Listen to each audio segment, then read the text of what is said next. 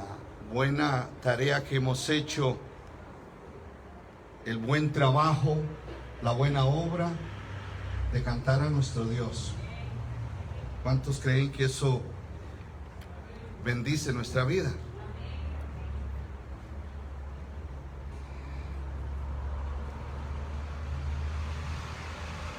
Me gusta mucho la historia, y cuando leo de los hombres y mujeres que Dios ha usado, aprendo tanto de esos buenos ejemplos. Me tocó estudiar en el seminario metodista y se me inculcó mucho del fundador John Wesley, inglés, uno de 17 hermanos, decía un día de estos. Su hermano Carlos fue el himnólogo, el que escribió muchos himnos que a través de la historia cristiana, por lo menos en el área de los anglos, pudieron cantarlos. Juan Wesley, evangelista y fundador de iglesias, hacía dos preguntas a quienes regresaban de evangelizar.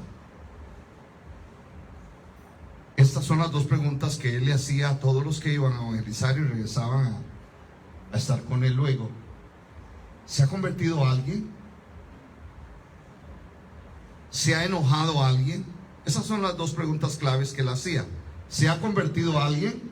¿Ha aceptado a Cristo? ¿O se ha enojado alguien? Si respondían negativamente, les decía que no creía que el Señor les hubiese llamado a predicar el evangelio. Dos son las reacciones de las personas cuando se les predica de Jesucristo. Una, que lo reciban como su único y suficiente Salvador y Señor. Y la otra, que se enojen y aún arremetan con violencia o tramen algo malo en destrucción de aquel que les está hablando de Jesucristo. Cuando estamos estudiando la carta a los tesalonicenses, si usted tiene Biblia, le invito a que busque, solamente para enfocarnos en lo que venimos estudiando de esta carta, de cómo la gente, dice Pablo en Tesalónica, nació de nuevo, pasó de muerte a vida. Y cada domingo que me toca hablar de esto, en un resumen rápido, puedo encontrar que había una preocupación en el fundador de esta iglesia, la cual era estar seguro que aquellos que habían aceptado a Jesús estaban caminando en pos de Jesús por medio de la fe y no por obras. Aún el cantar aquí es una buena obra, pero no es lo que Dios quiere de mí. Aún predicar es una buena obra, pero no es lo que Dios quiere de mí. Lo primero que Dios quiere de mí, y lo hemos estado hablando, es una vida apartada del pecado, viviendo ahora para Él. Y eso se logra por el nuevo nacimiento, nada más. Y el nuevo nacimiento no se logra por medio de una religión, no es por medio de pertenecer a una religión, a un grupo religioso, a una denominación, a una asociación de iglesias. La única manera de nacer de nuevo es el arrepentimiento hacia lo que yo he venido haciendo mal. Pido perdón y le pido a Jesús que Él, que murió en la cruz por mí, su sangre derramada por mí, me limpie de todo pecado y me incluya en la familia de la fe. Por eso a mí me gusta mucho cuando en el capítulo 1, verso 9 dice: porque ellos mismos cuentan de nosotros la manera en que nos recibisteis y cómo os convertisteis de los ídolos a Dios, para servir al Dios vivo y verdadero. Primero, antes de servir, tiene que haber un nuevo nacimiento. No puedo ser un servidor de Dios sin haber nacido de nuevo. Por eso cuando yo nazco de nuevo, Dios con su palabra pone en orden mi vida. Estoy en Primera Tesalonicenses capítulo 1, verso 9. A veces queremos agarrar la pala diferente como debe de ser. No la agarro por el mango, no me va a funcionar. Para poder yo ser un servidor de Dios, es necesario que haya una conversión. Debe de haber un arrepentimiento, debe de haber un reconocimiento de mi estado espiritual. Si yo soy un ladrón, debo de reconocer que estoy haciendo mal. Si soy una persona mal hablada, debo de reconocer que mi lenguaje no está de acuerdo a lo que Dios me dice. Que toda palabra que salga de mi boca sea para edificación del oyente. Y así sin número de cosas que al venir a Jesús, mi conducta empieza a ser sana, se empieza a sanar y empieza a dirigirse correctamente. Por eso ya en el capítulo 4 el apóstol les empieza a decir de esta conducta y de la práctica que se debe de tener, y lo hemos leído en domingos anteriores y hemos aprendido de cómo el Señor quiere. Y yo llegué el domingo pasado al verso 8, capítulo 4 de Primera Tesalonicenses, versículo 8. Así que el que desecha esto, no desecha a hombre, sino a Dios, que también nos dio su Espíritu Santo. Y yo empecé a hablarles sobre el Espíritu, las manifestaciones del Espíritu, y empecé a sopesar lo que es para Dios primero. Y si Dios ha venido a mi vida, Él quiere ordenar mi vida de tal manera que Él sea el que gobierne mi vida. Y debe de fluir en mí, no dones primero, sino fruto. Debe de haber fruto digno de arrepentimiento. Y hay listas en la palabra de Dios acerca del fruto del Espíritu. Otra vez, hablemos de una sola cosa, de un solo paquete llamado fruto, con 9 virtudes en un pasaje como es Gálatas capítulo 5, 22 y 23. Amor es el paquete, y de ahí se pueden desglosar 8 más: gozo, paz, paciencia, benignidad, bondad, fe, mansedumbre y templanza. Fuera de ahí, en otras cartas se habla de justicia, se habla de otras virtudes que fluyen al andar yo en el Espíritu.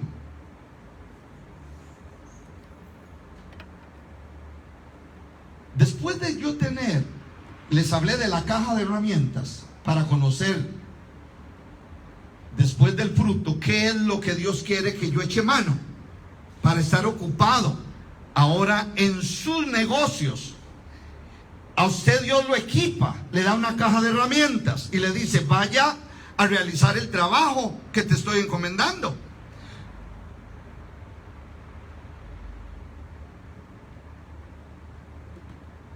El que no nació para servir, no sirve para vivir. Es una frase muy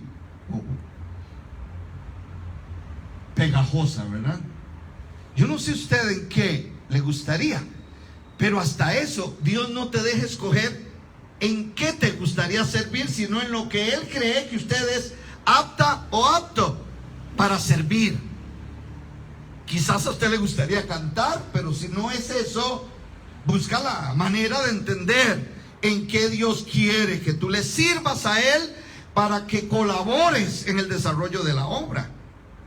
Aunque para Dios, vieran que lo que entona la canción es un corazón santo y no una vocalización. A Dios yo no lo impresiono por el don que pueda tener. A Dios yo lo gano con un corazón contrito y humillado. Eso no lo desprecia a Él. Y les hablé de la caja de herramientas. Les di ¿qué se le llama? ¿La qué? La combinación, gracias. La combinación, mi mamá usaba combinación también. ¿Sí se acuerdan? Algunas mujeres de eso.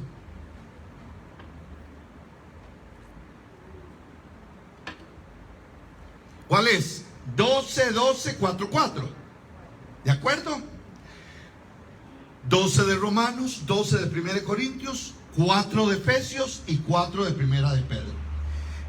En esos pasajes afloran la mayoría de dones. ¿Y quién es el que los reparte? Como Él quiere, es el Espíritu Santo. En esta mañana, en el tiempo que me resta, vamos a tener también la conmemoración de lo que hizo Jesús una vez y para siempre en la cruz del Calvario. Vamos a participar del pan y del vino en memoria de eso que sucedió una sola vez. Hoy yo lo celebro, hoy yo lo realizo porque sé que yo nací de nuevo. Entonces voy a ser lo más específico posible de lo que tuve tiempo para escribir. Manejo un libro todavía a la antigua, a veces en el iPad o en la compu tengo mis notas, pero me gusta mucho escribir. Se me pega más.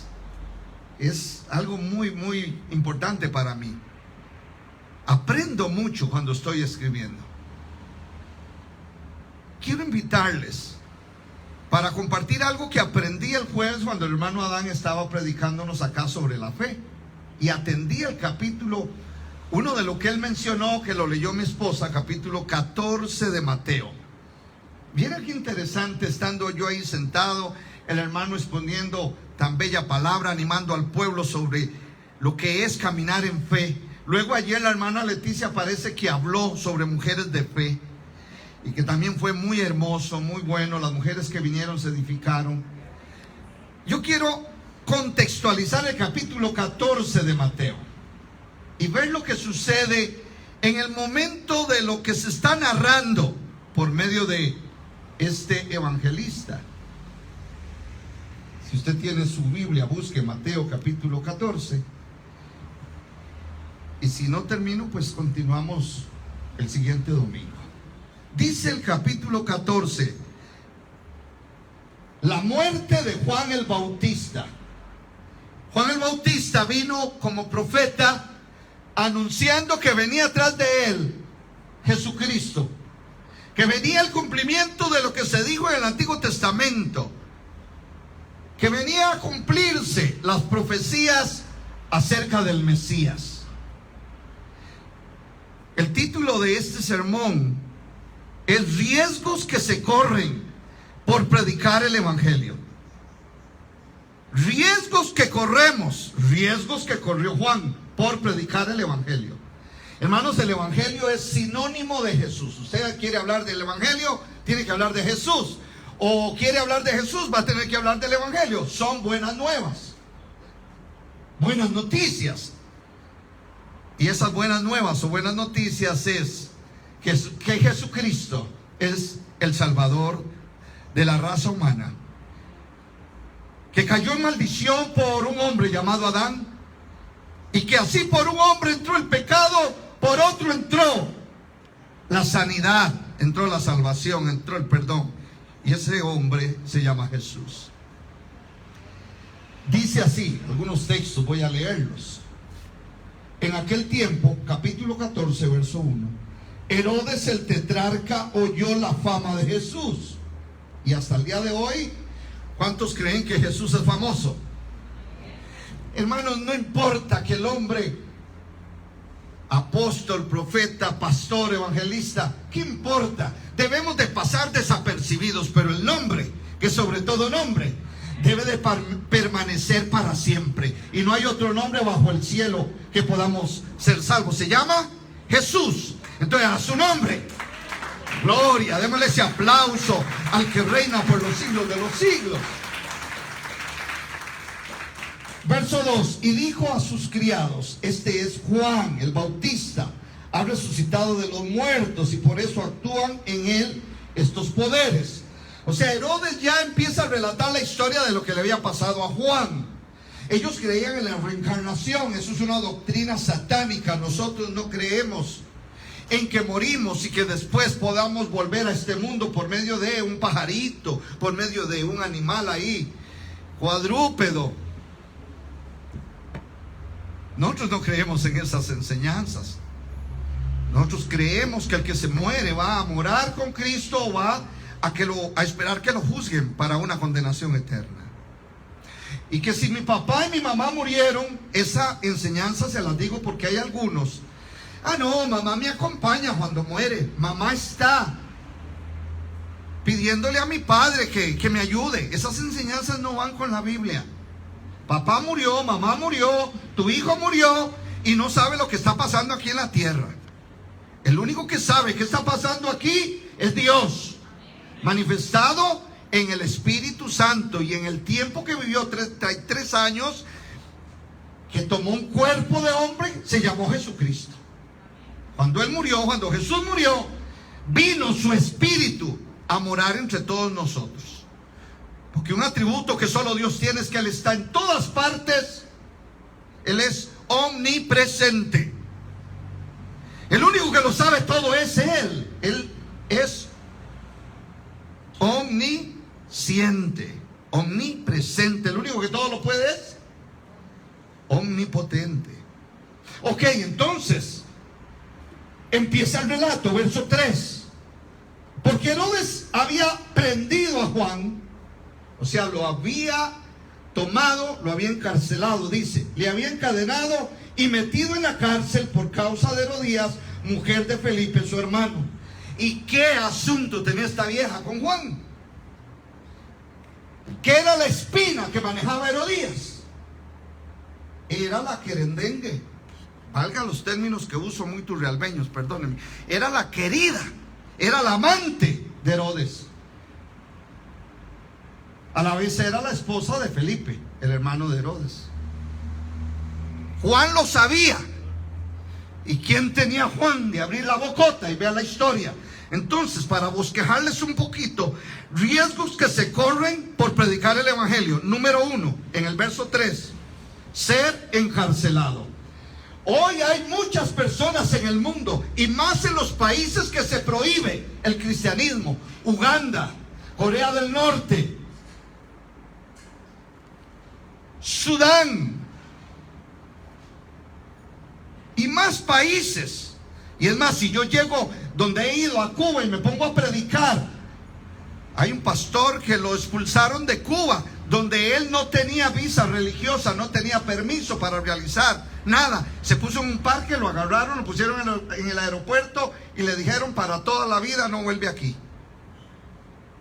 Se salvó que no lo metieran. Pero hay muchos otros que los meten a la cárcel. Y ya aquí en Costa Rica, cuidadito, ya hay persecución.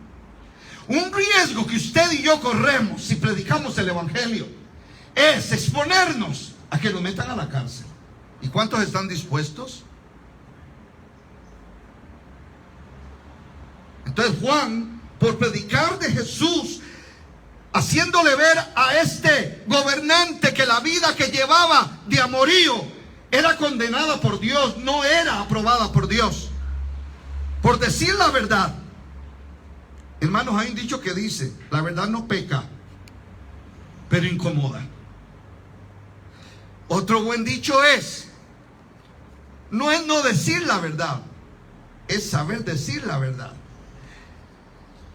Pero hermanos, mi hijo me corregía con un término que yo he usado: al que le cae el guante, que se lo plante.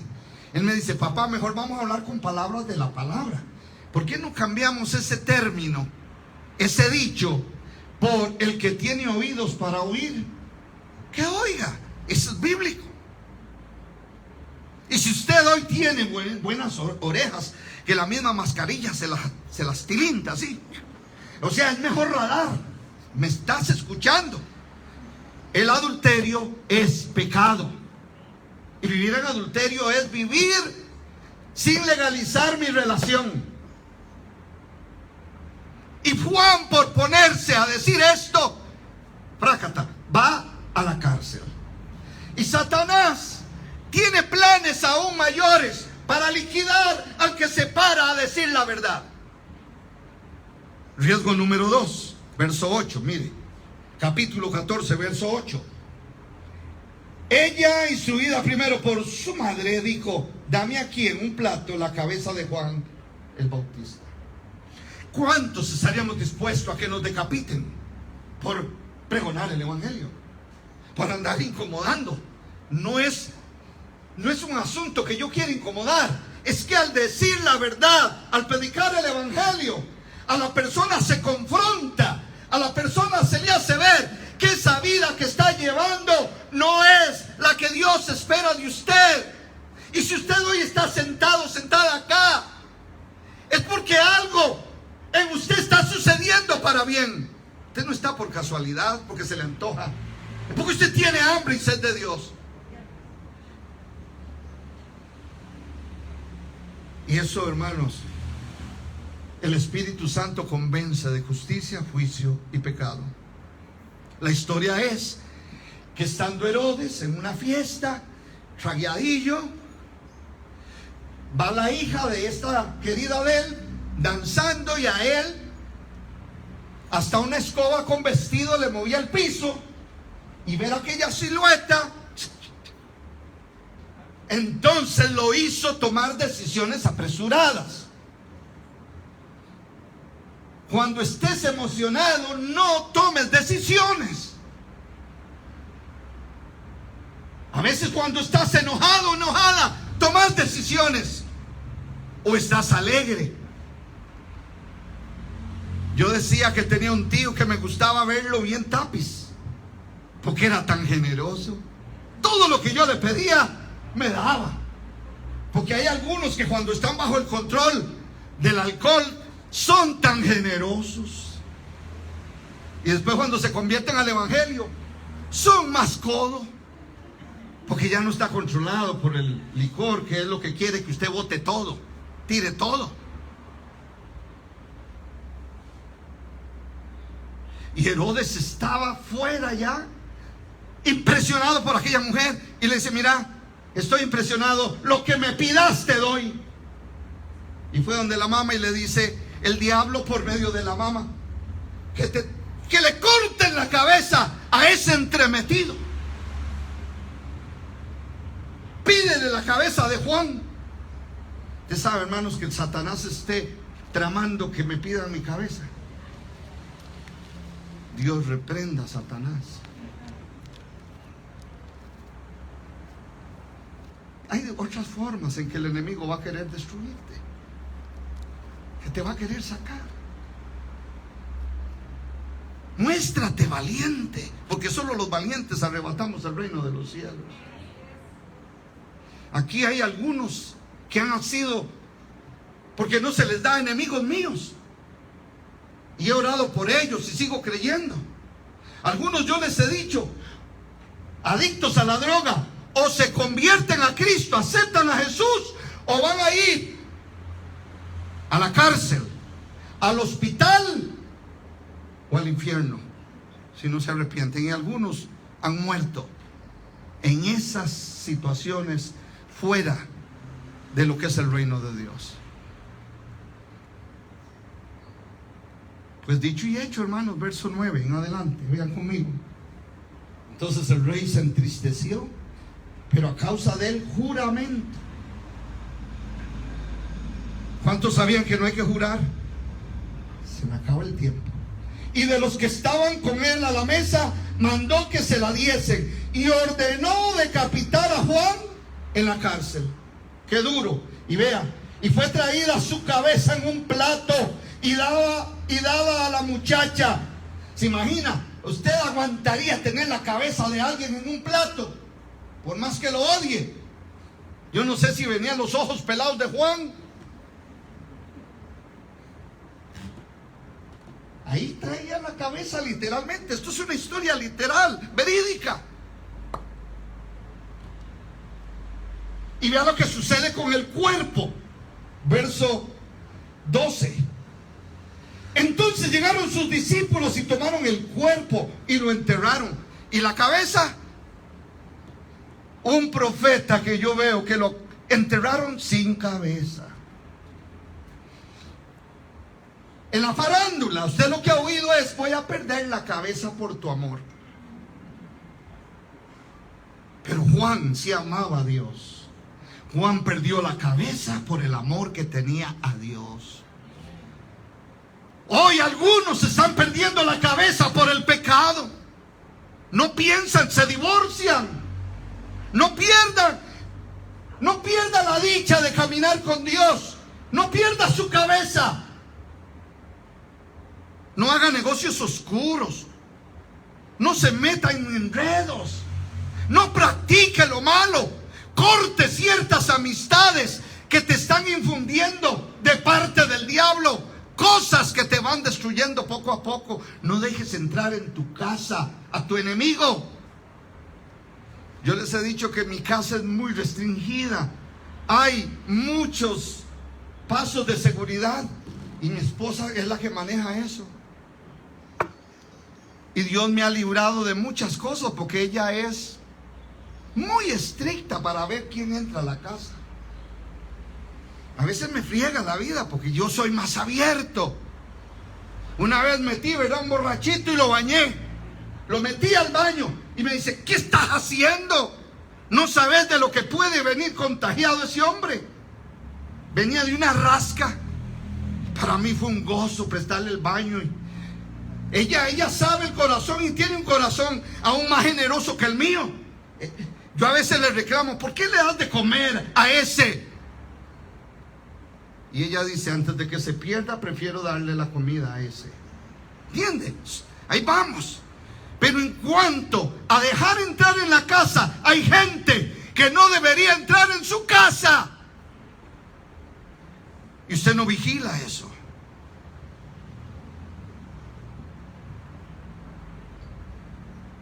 Riesgos que se corren por predicar el evangelio. Número 1, ser encarcelados. Número 2, ser decapitados. Número 3, no acompañar muchas veces a quienes sufren el dolor de la muerte de un familiar.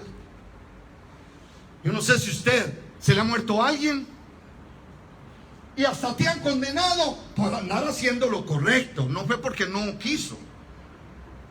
Mientras pueda estar en un lugar de luto, dice la palabra de Dios, que es mejor que estar en casa de banquete.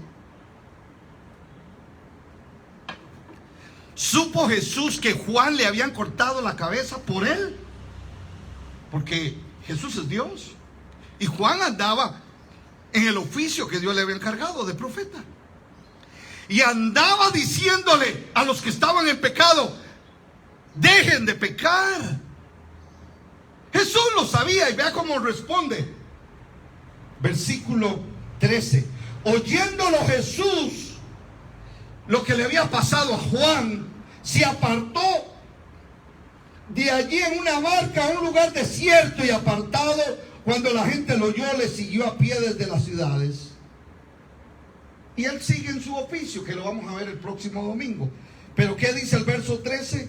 Que Jesús oyó todo lo que le había pasado a Juan, se apartó de allí. Se apartó de donde estaba el cuerpo de Juan sin cabeza. Se apartó. Se montó en una barca y se fue a un lugar donde no había nadie. Era necesario quizás llorar, quizás ahí hablar con su padre, quizás ver la injusticia que se había hecho, quizás orar para que se detuviera ese espíritu de muerte. Pero tanta era la fama de Jesús que mucha gente rápido se dio cuenta dónde estaba y vinieron.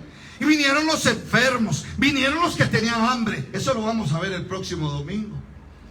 Pero quiero decirle algo. Muchos misioneros hoy están en África, están en Asia, que se fueron aún de Costa Rica predicando el evangelio.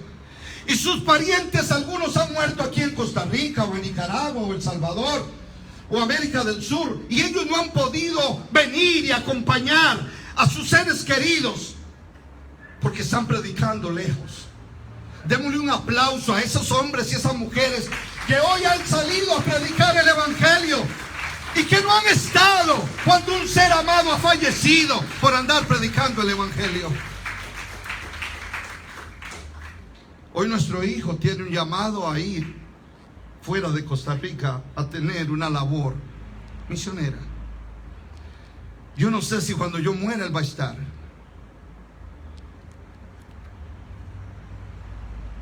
Por asuntos de papeles, si él se va bien, él va a salir bien y puede venir a estar conmigo. Hablo de mí porque Marta va a vivir muchos años. Ella va a estar viva cuando Jesús venga, dice. Ella piensa como Pablo: y nosotros los que vivimos seremos arrebatados. Yo no sé usted, hermano, si está dispuesta a dejar que su hijo vaya a predicar el evangelio. Yo no sé si usted ve que el servicio a Dios es mejor que una profesión de doctor, de abogado, y súmele, donde es bien remunerado. Mi papá se sentó conmigo y me lo hizo ver. Dijo, ir a ser pastor, no estoy de acuerdo. Y llamó pastores para que me dijeran cuán difícil es ir a la obra de servicio de Dios a tiempo completo. Y entre más me hablaban, más me enamoraba del llamado, hasta que él no pudo hacer nada más. Yo no sé si fue un viejo cascarrabias que le hizo la vida difícil a los pastores. Y entonces dice, ahora quienes van a pagar los platos rotos son mis hijos. Habemos 3 pastores de los hijos de mi casa, de mi papá y de mi mamá. Y Marta viene por el mismo lado. Su abuelito fue pastor aquí en San José, en Guadalupe. Entonces viene ella y hereda. Y vean, nuestro hijo Dios le llama. Yo no sé nuestros nietos, pero sé que son de Dios, son hijos de Dios. Otra vez, el don que Dios le dé a usted no es la marca de que usted sea un hijo de Dios. Hay muchos pastores que no han nacido de nuevo. En mi caso, yo puedo dar testimonio que Jesús es mi Salvador y mi Señor. Y por eso en este momento vamos a hacer conmemoración de lo que Él hizo por nosotros en la cruz del Calvario. Seguimos el próximo domingo con riesgos que se corren por predicar el evangelio. No teman, no desmayen. Fiel es el que os llama, el cual también lo hará. Dispóngase, no tenga miedo, no se turbe vuestro corazón. Créale a Dios, créale a Jesús, y sobre todo, dese la oportunidad de nacer de nuevo. Termino con esto. Un pastor lo invitan a una cárcel, se lleva un joven, va a predicar en esa cárcel.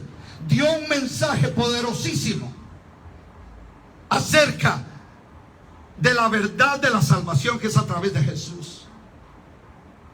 Fue tan bueno que el muchacho, después de que terminó, le dijo, qué buena predicación, pastor.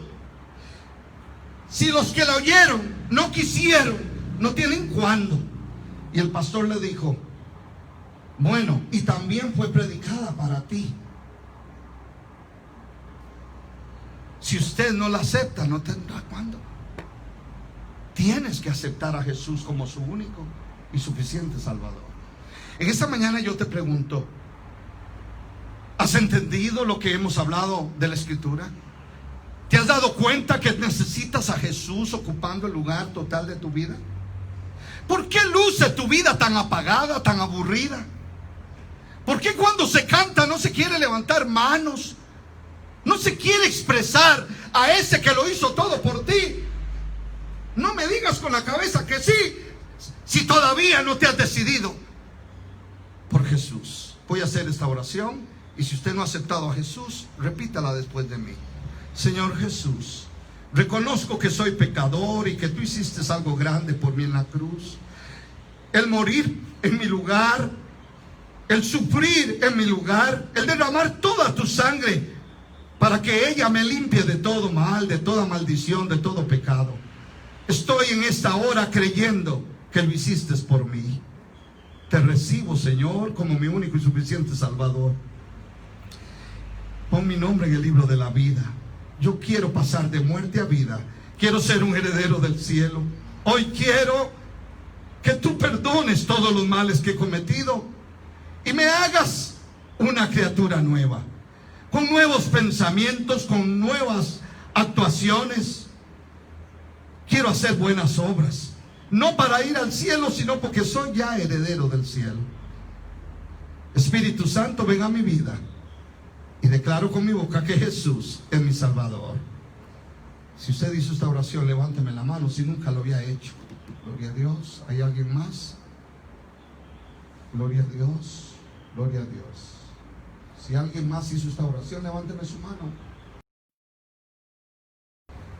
Bendito sea su nombre. Usted tenga la mano levantada. Quiero orar por usted. Señor, bendice a estas personas que hoy sin ninguna pena, han levantado su mano para recibirte como tu único y suficiente Salvador. Que hoy este nuevo nacimiento produzca el querer como el hacer tu santa y divina voluntad. Que la decisión es: quiero de hoy en adelante hacer de mi vida una vida gobernada por el Espíritu Santo, vivir para Cristo, hacer su voluntad. Me arrepiento de todo lo malo y te recibo. Señor, bendice a estas personas hoy, mañana y siempre. Amén y amén. Que Dios les bendiga, que Dios les lleve con bien.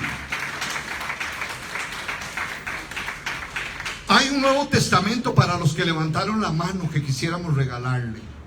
No se vaya sin ese Nuevo Testamento. Finalizando, quédese y se lo entregamos. Qué bendición, hermanos. Hay fiesta en los cielos cuando algo como esto sucede. Y en Hogar de Fe, para eso se predica la palabra, para que hayan vidas consagradas a nuestro Dios. Dios bendiga a los de Facebook que nos han seguido. Por favor, síganos el próximo domingo. Continuamos con esta palabra.